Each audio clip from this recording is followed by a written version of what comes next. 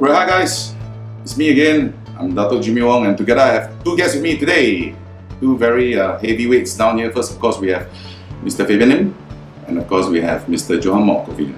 Today's topic, I would say, revolves around with the term known as event fest. Right? So, what is it all about? Very simple. We have a lot of complaints to begin with that emailed in and talk about, irresponsible event organizers getting in speakers, that get themselves on stage, and then in the end, pressure sell.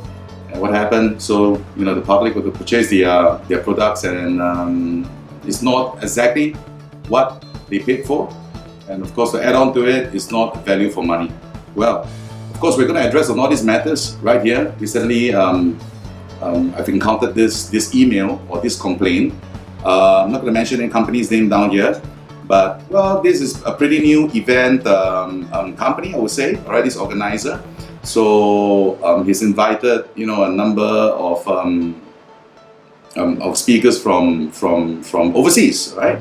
So the concept of inviting Caucasian on stage, maybe to bring up the stature or the standard of the whole event. Right, so let me hear your thoughts about this whole event fest, above mentioned. So what are your thoughts, Fred?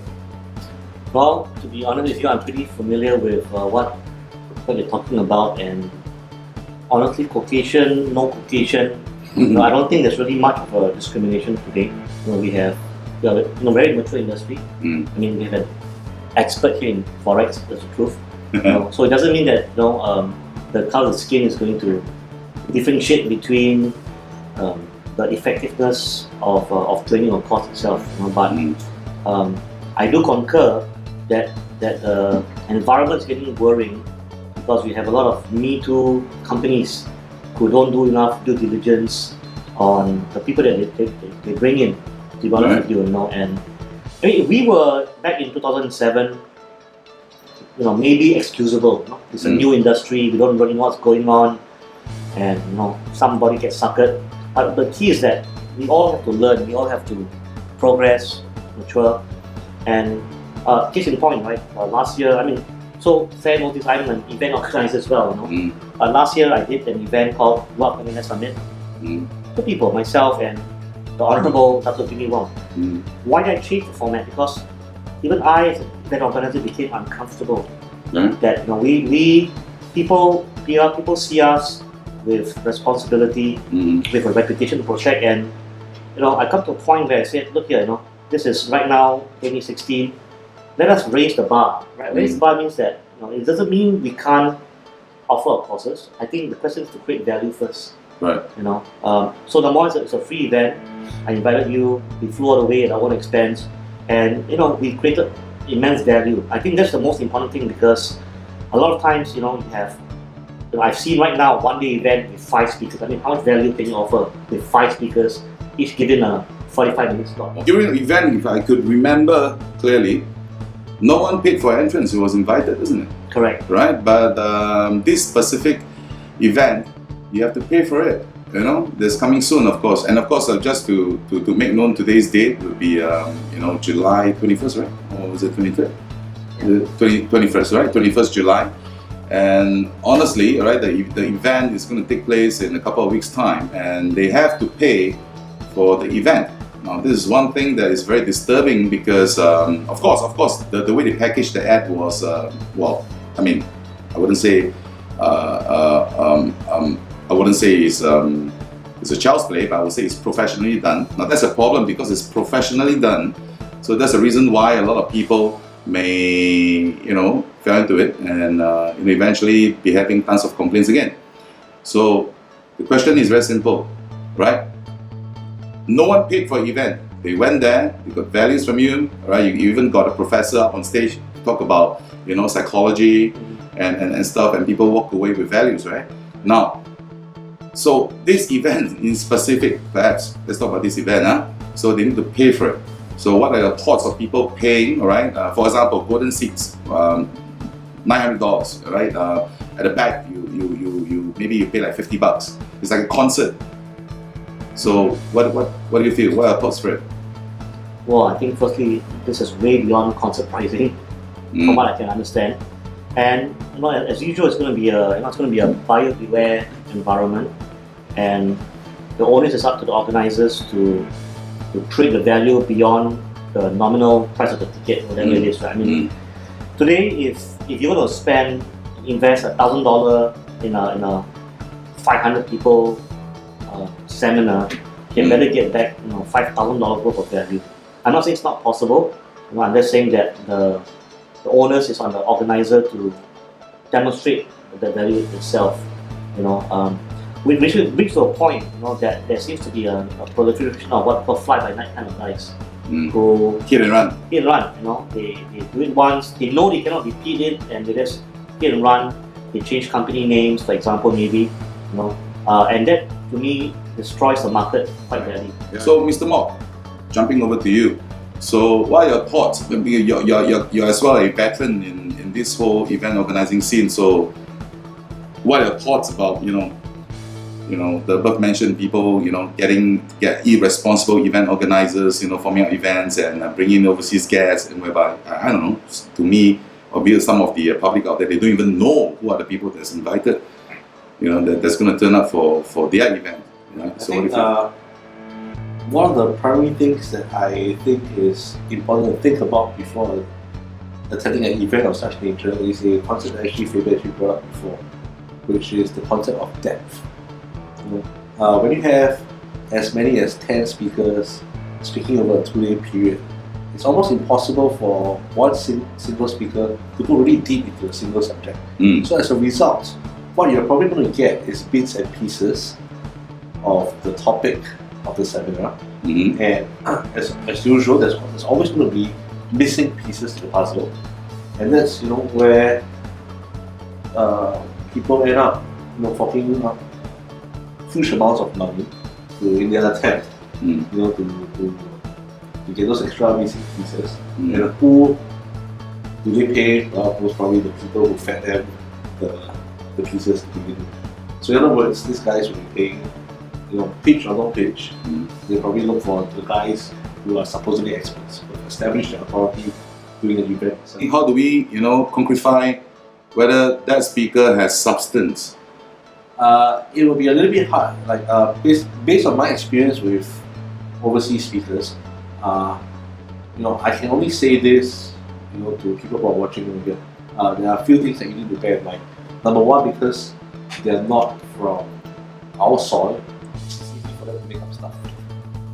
Make up stories. I'm talking about bad stuff. Okay? Right. So it's easy to make up stuff. So if the guy shows you a picture, this is a picture of my home. Well, how are you going to validate that this is indeed his home? Right? Because he's not from here. Alright? So that's one thing. So it's easy to make up stuff.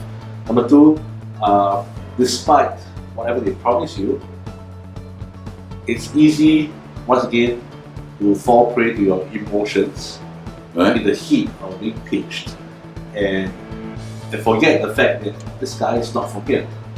So if the guy fails to deliver, it'll be hard for you to pursue a course of action to get whatever was promised to you in the first place. But from my experiences, people will go back to the event organizers.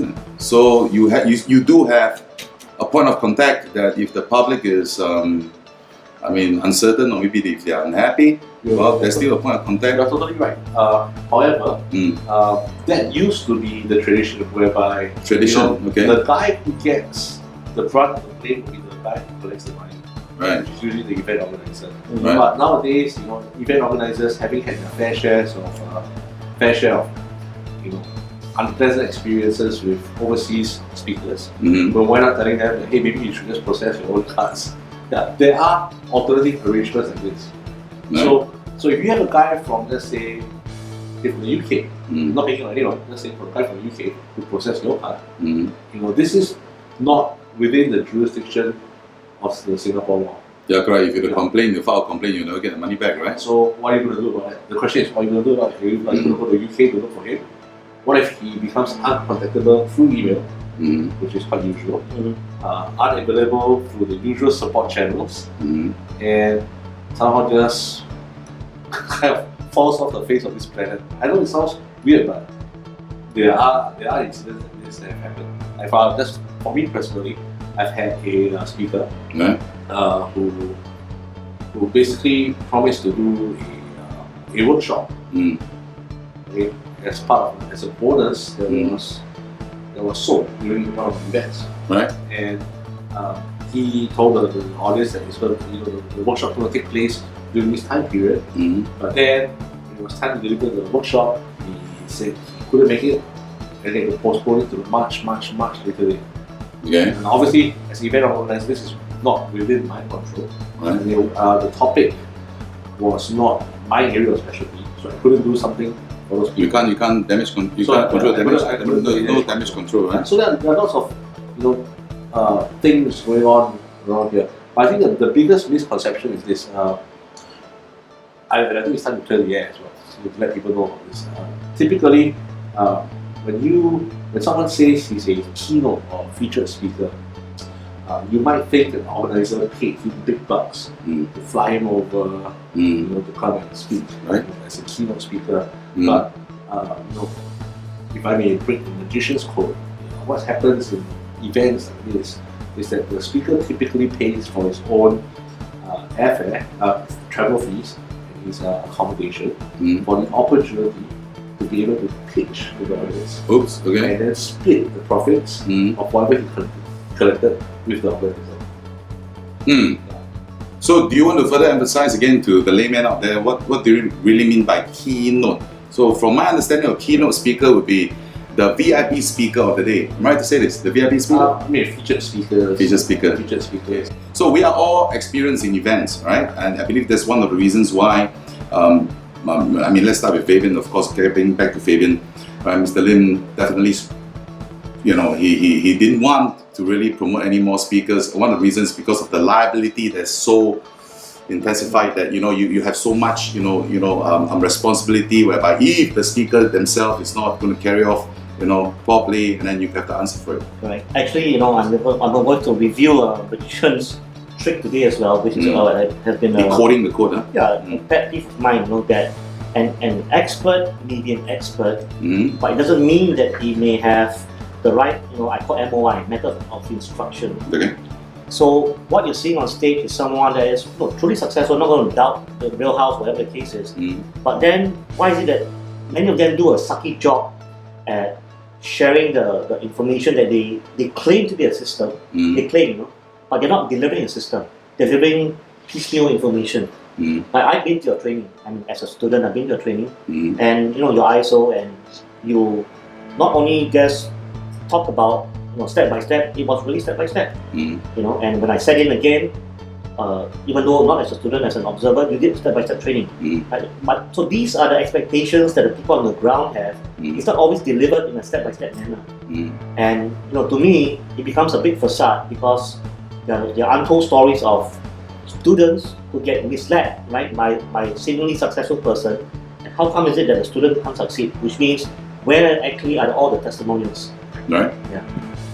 I'll give you a fair share of successes. I have tons of success stories even. The Mm. question is, if you have been doing this business and you proclaim this miracle water works, Mm. please show me. Mm. If you have taught 1,000 people, show me 100 successful. I'm not saying expecting everybody to be successful, And but it's surely impossible. there has to be Yeah. some. Yeah. Yeah. But the absence of clear success stories to me is a worrying trend because a lot of people now go out there, make claims and don't substantiate. Mm. They can show their own wealth, but okay, if you have been doing this for a long time, as you claim, where are your students' wealth? How come no student is going to vouch for you? You see? You know what I'm saying? I'll say, how would all these irresponsible event organizers affected your market today, thus far? It has had a tremendously negative impact Right? because right now, no matter how diligent we are, no matter how much success stories we have, Mm. we are now labeled as one of them. Mm. And it doesn't help anybody because right now, whatever I say now becomes suspicious because the other guy said the same thing as well. But they maybe they are still victim of circumstances that informed by. Exactly, Mm. right? So the whole mistrust is at an all-time high, Right. and even a police could be construed as a thief Yeah. because he's at the scene of the crime. Even though they're in uniform, yeah. Exactly. So this doesn't help anybody, and all I can see is that moving down the road, this is going to lead to serious destruction of credibility in this industry, which is why I'm personally pulling out as well. You know what's the big difference down here with this group now? Viewers, I hope you understand this point that we're not here to point fingers of telling the audience or the public who is real or who is fake. This is all up to you guys to use your little, imagination or use a little brain, all right, to think about it, all right, and pay your own and do your own due diligence and pay your own respect to yourself and do your own checks. Sometimes words could be that lucrative or promotion. Now, in terms of ads, gentlemen, ads will never be saying bad things about themselves, right? They'll be promoting about, they'll be adding on spices perhaps, but it's okay to add spices, but you can't go overboard. But a lot of people, because of survival, as I said earlier on, they want to fill up their seats, they are coming out with very flamboyant and not practical, promises, right, that lure, the audience in. And once the audience set in, and if they were to be uncomfortable, they'll just brand, oh, all salmonists in Singapore is the same. It's like that, whereby it's not true. So what happened to the real deal?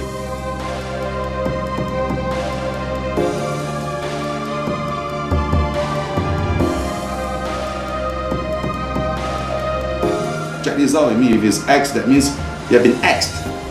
So why are you still good?